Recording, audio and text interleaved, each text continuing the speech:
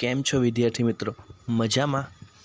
આજે આપણે ધોરણ 11 વિષય વાણિજ્ય વ્યવસ્થા અને સંચાલનનો અભ્યાસ કરીશું. આજે આપણે પ્રકરણ 1 ધંધાનું સ્વરૂપ, હેતુ અને કાર્યક્ષેત્રનો અભ્યાસ કરીશું. અગાઉ આપણે આ જ પ્રકરણની અંદર ઘણા બધા મુદ્દાઓનો ખ્યાલ મેળવ્યો. આજનો આપણો મુદ્દો છે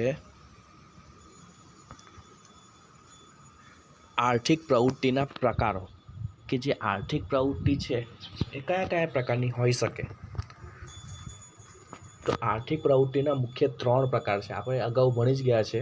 એવી રીતે પહેલું છે ધંધો, બીજું વ્યવસાય અને ત્રીજું છે રોજગાર.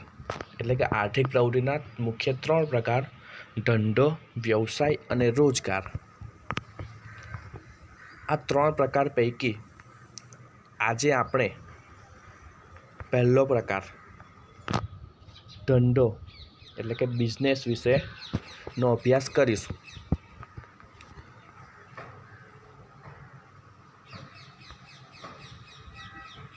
સૌપ્રથમ તો આપણે આ જે ધંધો છે એનો અર્થ સમજીએ અને એની વ્યાખ્યા સમજીએ.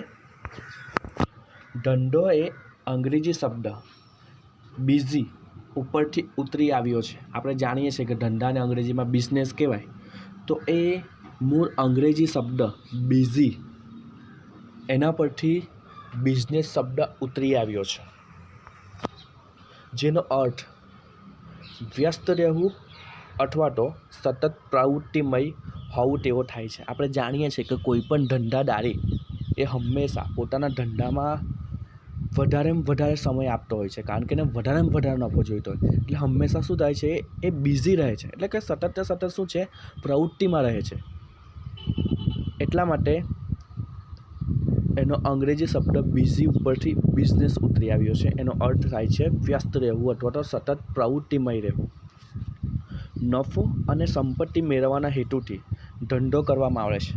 આપણે જાણીએ છીએ કે ધંધો શેના માટે કરવામાં આવે? તો એક ઉદ્દેશ્ય શું છે? તો આપણે નફો મેળવવાનો, અને સાથે સાથે નફો મેળવીને પોતાની સંપત્તિ છે એને પણ મેળવવાનો, એટલે કે એને વધારો કરવાનો. મુખ્ય ઉદ્દેશ શું છે? આર્થિક લાભ એટલે કે નફો અને પોતાની સંપત્તિ વધારવાનો. ધંધાનો ખ્યાલ નફાના હેતુ સાથે જોડાયેલો છે. કેમ? કારણ કે હંમેશા ધંધાદારી એવું વિચારે કે મને નફો થાય. જો ખોટ જતી હોય તો ધંધો શું થઈ શકે છે? બંધ થઈ શકે છે. એટલા માટે હંમેશા નફા માટે પ્રવૃત્તિ કરવામાં આવે છે. ધંધાકીય જેટલી પણ પ્રવૃત્તિ છે એ આર્થિક લાભ કે નાણાકીય વર્થ એટલે કે નફા માટે જ કરવામાં આવે છે. જો નફો ન મળે તો ધંધાનું શું આવે છે? અંત આવે છે. ધંધામાં કોઈ વાર ખોટ જાય તો પણ આર્થિક પ્રવૃત્તિ ગણાય છે. કે કેટલીક વાર એવું થાય કે ધંધામાં ખોટ જવાની સંભાવના પણ રહેલી છે, કે ખોટ જાય તો પણ એ શું છે? આર્થિક પ્રવૃત્તિ છે. કારણ કે કેટલીક વાર ખોટ જાય છે, પછી પાછળના સમયગાળામાં એને શું થાય છે? નફો પણ થઈ શકે છે. એટલા માટે આપણે જાણીએ છીએ કે ધંધામાં કેટલીક વાર ખોટ પણ જાય અને નફો પણ થાય, તો એને આર્થિક પ્રવૃત્તિ ગણી શકાય. ધંધાની ટૂંકી વ્યાખ્યા આપી છે અહીંયા, અને સચોટ વ્યાખ્યા: ધંધો એટલે નફાના હેતુથી કરવામાં આવતી કોઈ પણ કાયદેસરની આર્થિક પ્રવૃત્તિ. કે શું છે? નફાના હેતુથી. ધંધો એટલે શું? તો નફાના હેતુથી જ કરવા. હેતુ શું હોય? નફો કમાવાનો. તો નફાના હેતુથી કરવામાં આવતી કોઈ પણ કાયદેસરની આર્થિક પ્રવૃત્તિ. ગેરકાયદેસરની વાત નથી કરી, કારણ કે ઘણા બધા ગેરકાયદેસરની પ્રવૃત્તિ હોય, પણ એ કાયદેસરની પ્રવૃત્તિથી શું કરવાનું છે? નફો મેળવવાનો છે. તો એને શું કહેવાય છે? ધંધો. હવે આપણે અગાઉનો મુદ્દો જોઈએ. તો ધંધાની લાક્ષણિકતાઓ. શું લક્ષણ હોઈ શકે ધંધાના? તો એની અંદર આપીએ છીએ. પહેલું લક્ષણ છે નફાનો હેતુ. એટલે શું? તો આપણે જોઈ જ ગયા તેમ આગળ. ધંધાનો મૂળભૂત હેતુ આર્થિક પ્રવૃત્તિ દ્વારા નફો મેળવવાનો હોય છે. કે કોઈ પણ ધંધો હોય એનો આર્થિક પ્રવૃત્તિ દ્વારા શું મેળવવાનો છે? નફો. શાકભાજી વેચો તો એનો ઉદ્દેશ્ય પણ શું હોય? નફો હોય. કોઈ કરિયાણાની શોપ નાખે તો એનો પણ ઉદ્દેશ શું હોય? નફાનો હોય. કોઈ કાપડ ઉદ્યોગમાં પોતાનું કારખાનું નાખે તો એનો પણ ઉદ્દેશ શું હોય? નફાનો હોય. એટલે મૂળભૂત ઉદ્દેશ્ય શું છે, હેતુ શું છે? નફાનો છે. નફાના હેતુથી જ ધંધો કરવામાં આવે છે. ધંધામાં નફો મળતો બંધ થાય તો ધંધો બંધ થવાની નોબત આવે છે. આપણે જાણીએ છીએ કે નફાના ઉદ્દેશથી જ ધંધો શરૂ કરવામાં આવે. હવે નફો જ ન મળે અને ખોટ જાય તો શું થશે? ધંધો બંધ થઈ જશે, એટલે કે ધંધાનો અંત આવશે. ધંધાનું અસ્તિત્વ ચાલુ રાખવા માટે નફો અનિવાર્ય છે, કે આપણે ધંધો ચાલુ રાખવો હોય તો નફો કમાવો જ પડે.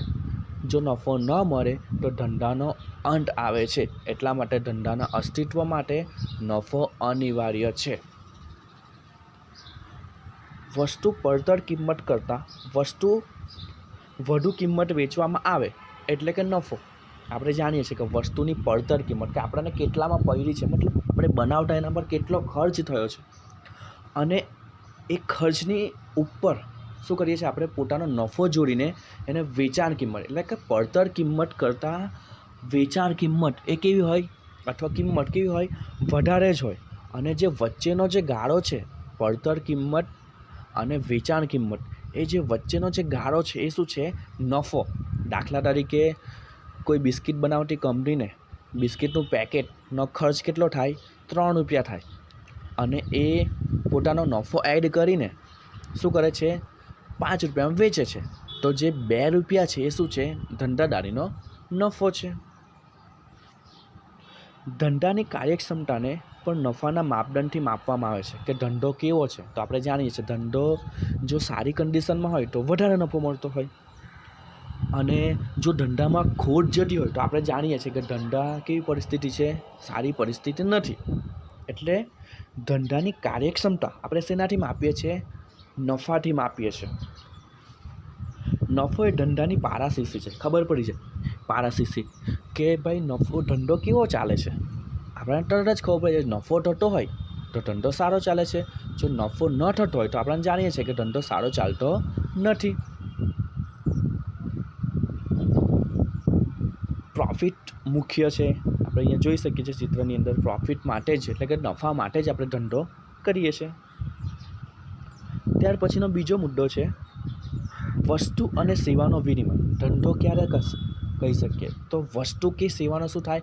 વિનિમય થાય. દાખલા તરીકે વસ્તુ છે, આપણે વસ્તુ વેચીએ અને એના બદલામાં શું મળે? આપણને પૈસા મળે. તો વસ્તુ કે સેવાનો શું થાય છે? વિનિમય થાય. આપણે આપીએ અને આપણને સામે કંઈ મળે, તો એ વિનિમય થાય તો જ ધંધો કહેવાય. વસ્તુ અને સેવાના ઉત્પાદન કરી અથવા ખરીદીને તેનું વેચાણ કરવામાં આવે એટલે વસ્તુ કે સેવાનો વિનિમય થાય. આપણે જાણીએ જ છે કે જે ધંધાદાર છે વસ્તુ ઉત્પન્ન કરે છે, અથવા તો બીજા ઉત્પાદક પાસેથી ખરીદીને પોતે શું કરે છે? એનો વેપાર કરે છે, એટલે વેચાણ કરે છે.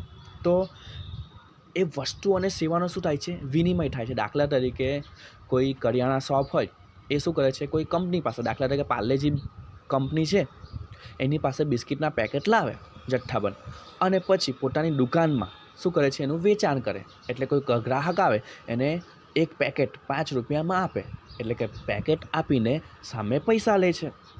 તો આ શું છે? વિનિમય છે. નાણાં અને વસ્તુનો શું થાય છે? વિનિમય થાય છે.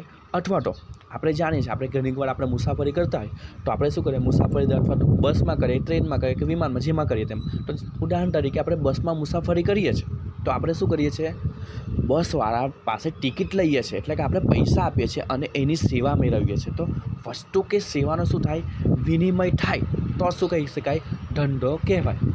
જો વસ્તુ કે સેવાનો વિનિમય ન થાય તો ધંધો કહી શકાય નહીં. ધંધામાં વસ્તુ અને સેવાનો વિનિમય સંકળાયેલો હોય છે. આપણે જાણીએ છીએ કે ધંધો ક્યારે? તો વસ્તુ કે સેવાનો વિનિમય થાય તો જ ધંધો કહેવાય. જો વિનિમય થતો ન હોય તો ધંધો કહી શકાય નહીં. વાસ્તવમાં ભૌતિક સ્વરૂપની અથવા સેવાના અદ્રશ્ય કે અભૌતિક સેવાનો વિનિમય થાય છે. આપણે જાણીએ છીએ કે વસ્તુ છે ભૌતિક સ્વરૂપની છે, દેખાય છે આપણને, કે ભાઈ પાર્લેજી બિસ્કિટ આપ્યું તો આપણે હાથથી ઉચકીને ગ્રાહકને આપ્યું તો એ દેખાય છે. જ્યારે સેવા છે એ અદ્રશ્ય સ્વરૂપની છે. આપણે ટિકિટના બદલામાં આપણને કોઈ બસ આપી દેતા નથી. આપણને શું થાય છે? એ બસમાં મુસાફરી કરવાનો લાભ મળે છે. એટલા માટે કેવી છે? એ અભૌતિક સ્વરૂપ, એટલે કે અદ્રશ્ય છે. દાખલા તરીકે ઇલેક્ટ્રિકમાં સાધનોનું ઉત્પાદન કરતી કંપની ભૌતિક વસ્તુઓનો વિનિમય કરે છે, જ્યારે વિદ્યુત સેવા પૂરી પાડતી કંપની સેવાનો વિનિમય કરે છે. આપણે જાણીએ છીએ કે ઇલેક્ટ્રોનિક સાધન એટલે કે પંખો, ટીવી, એસી એ બધા ઇલેક્ટ્રોનિક સાધન છે. એનું ઉત્પાદન કરતી કંપની શું છે, આપણને એ વસ્તુ આપે છે અને એના બદલામાં આપણે સામે પૈસા આપીએ છીએ, તો એક ભૌતિક વિનિમય થાય છે. જ્યારે જે વિદ્યુતની સેવા પૂરી પાડતી એટલે કે આપણે જાણીએ છીએ કે ડીજીવીસીએલ આપણા ગુજરાતની અંદર છે, તો જે ડીજીવીસીએલ છે તો એ ડીજીવીસીએલ શું કરે છે, આપણાને કોઈ વસ્તુ ભૌતિક સ્વરૂપમાં નથી આપતી, પરંતુ વીજળીનો પુરવઠો આપે છે, જેનાથી આપણા ઇલેક્ટ્રોનિક જે સાધનો છે એ ચાલી શકે. તો એ શું કરે છે, સેવાનો વિનિમય કરે છે. એટલે કે ભૌતિક એટલે વસ્તુનો વિનિમય થાય છે અને અદ્રશ્ય એટલે કે સેવાનો વિનિમય થાય છે. આમ વસ્તુ કે સેવાનો વિનિમય થાય તો શું કહી શકીએ, આપણે એને ધંધો કહી શકીએ. જો આમાં બતાવ્યું છે ચિત્રની અંદર કે ભાઈ એક વ્યક્તિ છે પૈસા આપે છે અને બીજો વ્યક્તિ એને શું કરે છે, કોઈ વસ્તુ આપે છે, તો એક વિનિમય થાય છે. ત્યાર પછી છે ત્રીજો મુદ્દો, જોખમ અને અનિશ્ચિતતા. આપણે અગાઉ ભણી જ ગયા છે કે ધંધામાં જોખમો અને વળતરની અનિશ્ચિતતાનું તત્વ રહેલું છે. આપણે જાણીએ છીએ કે ભાઈ ધંધો કરીએ એટલે જોખમ હોય. કેમ? આપણે જે ધંધો કરે છે ચાલે ન પણ ચાલે, એટલે નફો થાય ન પણ થાય, નફો ઓછો પણ થાય. તો એ શું છે, વળતર કેવું છે, અનિશ્ચિત છે, કોઈ નક્કી નથી, કોઈ જ નક્કી નથી કે આપણે કેટલો નફો મેળવશું, એ કોઈ જ નિશ્ચિત નથી કે આપણો ધંધો ચાલશે, આપણને ખોટ નહીં જશે, એવું કોઈ જ નિશ્ચિત નથી. આપણને ગમે ત્યારે ખોટ જઈ શકે છે, ગમે ત્યારે વધારે નફો થઈ શકે છે. કે એટલે શું છે, જોખમો છે એમાં અને વળતરની કેવી છે, અનિશ્ચિતતા છે, કેટલું પણ આવી શકે. આગ, અકસ્માત, કર્મચારીઓની હડતાળ, હુલ્લડ, લૂંટફાટ, ચોરી, ગ્રાહકોની પસંદગીમાં ફેરફાર, માંગમાં ઘટાડો, લોકોનું જીવનશૈલી, રુચિ, ટેવ વગેરેમાં ફેરફાર, હરીફાઈ, ટેકનોલોજીમાં પરિવર્તન જેવા માનવસર્જિત જોખમો રહેલા છે. આ બધા શું છે, માનવસર્જિત જોખમ. આપણે જાણીએ છીએ કે આગ લાગી જાય ધંધાની અંદર તો આપણને નુકસાન જઈ શકે છે, એટલે કે આપણું વળતર કેવું થઈ જાય છે, બંધ થઈ જાય, અનિશ્ચિત છે, જોખમ રહેલું છે એની અંદર. અકસ્માત થઈ જાય, આપણું વહન દરમિયાન આપણું કોઈ વસ્તુ હોય એનો અકસ્માત થાય તો એ અનિશ્ચિત છે. કર્મચારીઓ ગમે ત્યારે હડતાળ પણ નાખે, આપણો ધંધો શું થઈ જાય, ઠપ થઈ જાય. એ હુલ્લડ થાય, તોડફોડ થઈ જાય ધંધાની અંદર તો આપણને નુકસાન જાય. લૂંટફાટ, ચોરી, ગ્રાહકોની પસંદગીમાં ફેરફાર. આપણે જાણીએ છીએ ગ્રાહકોની પસંદગી થોડા સમયે બદલાયા જ કરતી હોય છે, તો આપણે એની સાથે તાલ મિલાવવો પડે તો જ આપણો ધંધો ચાલી શકે. જો આપણે એની સાથે તાલ નહીં મિલાવી શકીએ તો એ ધંધો ચાલી શકે નહીં. માંગમાં ઘટાડો, કેટલીક વાર એવું થાય કે ભાઈ કેટલીક પરિસ્થિતિમાં માંગમાં શું થાય છે, સતત ઘટાડો થતો જાય તો એનું પણ જોખમ રહેલું છે. લોકોની જીવનશૈલી, આપણે જાણીએ છીએ કે જીવનશૈલી બદલાય છે. આપણે પહેલાં વાત કરીએ કપડાની અંદર, ધોતી એવું પહેરતા હતા, ધોતી કુર્તા, હવે શું છે, જીન્સ ને એવું પહેરીએ છીએ. તો એ જીવનશૈલી બદલાય છે, તેમ ધંધાને શું જાય છે, જોખમ. રુચિ બદલાય, આપણી ટેવ બદલાય, તો આ બધું શું છે, એક ધંધા પર રહેલું જોખમ છે. પછી હરીફાઈ, આપણે જાણીએ છીએ કે એક જ વસ્તુનું ઉત્પાદન કરતી કંપની ઘણી બધી હોય તો એ હરીફાઈમાં પણ ટકવું પડે, કારણ કે ઘણી બધી કંપનીઓ છે સસ્તામાં સસ્તી વસ્તુ આપવાનો પ્રયત્ન કરે છે. દાખલા તરીકે માર્કેટની અંદર વાત કરીએ તો ચાઇના થર્ડ ક્લાસ વસ્તુ આપે છે પણ સસ્તામાં સસ્તી આપે છે. એવી રીતે ઘણી બધી કંપનીઓ છે એ સારી ગુણવત્તાવાળી વસ્તુ પણ મોંઘી આપે છે. તો આ શું છે, હરીફાઈ બહુ બધી છે, એક જ વસ્તુની અંદર ઘણી બધી હરીફાઈઓ છે, તો એને કારણે પણ ધંધાનું વળતર કેવું ન થઈ જાય છે, અનિશ્ચિત અથવા જોખમ ઉદ્ભવે છે. ટેકનોલોજીમાં પરિવર્તન, આપણે જાણીએ છીએ કે ટેકનોલોજી પળેને પગલે બદલાય છે. જાપાન છે એ એક ક્ષણે કંઈ નવું શોધતો હોય, ચાઇના છે ક્ષણે અથવા તો વિશ્વના ઘણા બધા દેશો એક ક્ષણે કંઈ નવું શોધતા હોય છે. તો એને કારણે ટેકનોલોજીમાં શું થાય છે, મોટા ફેરફાર થાય છે. જેમ કે થોડા સમય પહેલાંની વાત કરીએ, 5-10 વર્ષ પહેલાં મોબાઈલ હતા તો એવા કેવા, ખાલી ફોન થઈ શકે એવા, અને હવેના મોબાઈલ કેવા છે, એકદમ લેટેસ્ટ ટેકનોલોજીવાળા.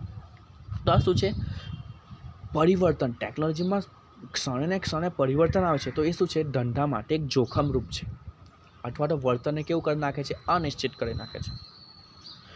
ત્યારબાદ કુદરતી આપત્તિની વાત કરીએ તો સુનામી, ધરતીકંપ, વાવાઝોડું જેવી કુદરત જ જોખમો રહેલા છે. આપણે જાણીએ છીએ કે આપણો ધંધો સારામાં સારો ચાલતો હોય અને સુનામી આવી જાય તો આખો ધંધો કેવો થઈ જાય, અસ્તવ્યસ્ત થઈ જાય, આપણને ઘણી બધી ખોટ થાય, આપણો ધંધાને ઘણું બધું નુકસાન જાય. એવી રીતના ધરતીકંપ આવે, એવી રીતના વાવાઝોડું આવે, તો આ શું છે, ધંધાને એક નુકસાન કરે છે. એટલા માટે કેવું છે, એ જોખમ રહેલું છે. આ જોખમો ધંધાની આવક ઉપર વિપરીત અસર કરે છે. આપણે જાણીએ છીએ કે સારું એવું કમાતા હોય ને એવું કંઈ આપત્તિ આવી જાય, માનવ સર્જિત કે કુદરતી જે પણ હોય, તો એનાથી આપણું વળતર કેવું થઈ જાય, અનિશ્ચિત થઈ જાય, અથવા તો આપણા ધંધાને શું થાય, ઘણું બધું નુકસાન થાય, ખોટનો સામનો કરવો પડે. વિવિધ પ્રકારના જોખમોને કારણે ધંધા દ્વારા મળતું વળતર કેવું બને છે, અનિશ્ચિત. કે આ બધા જોખમો છે તો એને કારણે ધંધાનું વળતર કેવું થઈ જાય છે, અનિશ્ચિત થઈ જાય છે. આમ ધંધામાં શું રહેલું છે, જોખમ છે અને વળતરની કેવી છે, અનિશ્ચિતતા છે. ધંધાનો હેતુ નફો હોવા છતાં જોખમને કારણે કોઈકવાર ધંધામાં નુકસાન પણ થાય. આપણે જાણીએ છીએ કે ધંધો છે તો નફો નુકસાન થતું જ રહે છે. એટલે કેટલીક વાર આપણે એવું થાય કે ભાઈ નફો ન થાય પણ નુકસાન થાય, તો આપણે શું કરીએ, ધંધાને જ ચલાવી રાખીએ. કેમ? કારણ કે પાછળના સમયગાળામાં આપણને કદાચ નફો પણ થઈ શકે, સારામાં સારો નફો પણ થાય. એટલા માટે ધંધાની અંદર શું છે, જોખમ રહેલા છે અને અનિશ્ચિતતાઓ છે. તમે જોઈ શકો છો, આમાં કુદરતી આપત્તિઓનું ચિત્ર આપ્યું છે. ઘણા બધા કુદરતી આપત્તિઓ અહીંયા દર્શાવી છે, નામ પણ જોઈ શકો છો તમે સારી રીતે, કે ભાઈ વાવાઝોડું આપ્યું છે, જ્વાળામુખીનું આપ્યું છે, જંગલની આગ લાગી છે, ઘણું બધું. તો આ બધું શું છે, કુદરતી આપત્તિઓ છે. ત્યારબાદ એ માનવ સર્જિત આપત્તિ, જો આગ લાગી છે, આતંકવાદી હુમલો થાય છે, હુલ્લરનું ચિત્ર આપ્યું છે, ઘણું બધું અકસ્માત થાય, તો આ બધું શું છે, એક માનવ સર્જિત આપત્તિ છે. તો એને કારણે પણ શું છે, ધંધાને જોખમ ઉદ્ભવે છે. ત્યારબાદ ચોથો મુદ્દો છે દૃષ્ટિગુણનું સર્જન. આ મહત્વનું, કે ભાઈ ધંધો છે તો દૃષ્ટિગુણનું સર્જન કરતો હોવો જોઈએ. તેમાં જોઈએ વસ્તુ અને સેવાની ઉપયોગિતા દ્વારા તેને વપરાશ કરનારને સંતોષ આપવો, એટલે દૃષ્ટિગુણનું સર્જન. કે જે વસ્તુ કે સેવા છે એ ઉપયોગ જે કરે છે, એટલે કે ગ્રાહક એનો ઉપયોગ કરે છે, તો એ વપરાશકારને સંતોષ આપે એવી હોય છે. જેટલી પણ વસ્તુ હોય તો એ સંતોષ આપે. દાખલા તરીકે મને ઈચ્છા થઈ કે હું બિસ્કિટ ખાઉં. હવે બિસ્કિટની ગુણવત્તા કેવી હોવી જોઈએ, સારી હોવી જોઈએ, જેનાથી મને સંતોષ થાય. હવે હું બિસ્કિટ લેવા જાઉં અને એની ગુણવત્તા સારી ન હોય, ટેસ્ટ પણ સારો ન હોય, મને સંતોષ થાય નહીં. તો હું શું કરું, બીજી વાર એ વસ્તુ લઉં નહીં. એવી રીતે હું કોઈ પ્રાઇવેટ બસમાં મુસાફરી કરતો હોઉં અને પ્રાઇવેટ બસમાં સારી સુવિધા ન મળે, તો હું શું કરું, એમાં ફરીવાર ન બેસું. એટલે જેટલા પણ ધંધા છે એનો મેઇન ઉદ્દેશ શું છે, ગ્રાહક એને સંતોષ પૂરો પાડવાનો. એટલે કે જે વપરાશકર્તા છે એને સંતોષ મળવો જોઈએ તો ધંધો થાય. એટલે કે વસ્તુઓ અને સેવાના ઉપયોગિતા દ્વારા તેના વપરાશ કરનારને સંતોષ આપવો, એટલે દૃષ્ટિગુણનું સર્જન. તો સંતોષ એટલે કે દૃષ્ટિગુણનું સર્જન થાય. સ્વરૂપ, સ્થળ અને સમય, એમ 3 રીતે દૃષ્ટિગુણનું સર્જન થાય છે. 3 દૃષ્ટિગુણ રહેલા છે: સ્વરૂપ, સ્થળ અને સમય. એની અંદર પહેલું જોઈએ, કાચા માલનું તૈયાર માલમાં રૂપાંતર થાય અને તેને વપરાશ યોગ્ય બનાવવામાં આવે, એટલે સ્વરૂપ દૃષ્ટિગુણનું સર્જન. કે ને, કાચા માલ પર પ્રોસેસ કરીને એને વપરાશ યોગ્ય બનાવવામાં આવે, જેનાથી શું થાય, દૃષ્ટિગુણનું સર્જન થાય. દાખલા તરીકે કપાસ છે અથવા રૂ છે, તો એનામાંથી પ્રોસેસ કરીને કપડાં બનાવવા, કાપડ બનાવવું અને કપડાં બનાવવા. તો એ શું છે, એના સ્વરૂપમાં ફેરફાર થાય છે. પહેલાં રૂ હતું અને રૂના સ્વરૂપમાં ફેરફાર થઈને શું બની ગયા, છેલ્લે કપડાં બની ગયા.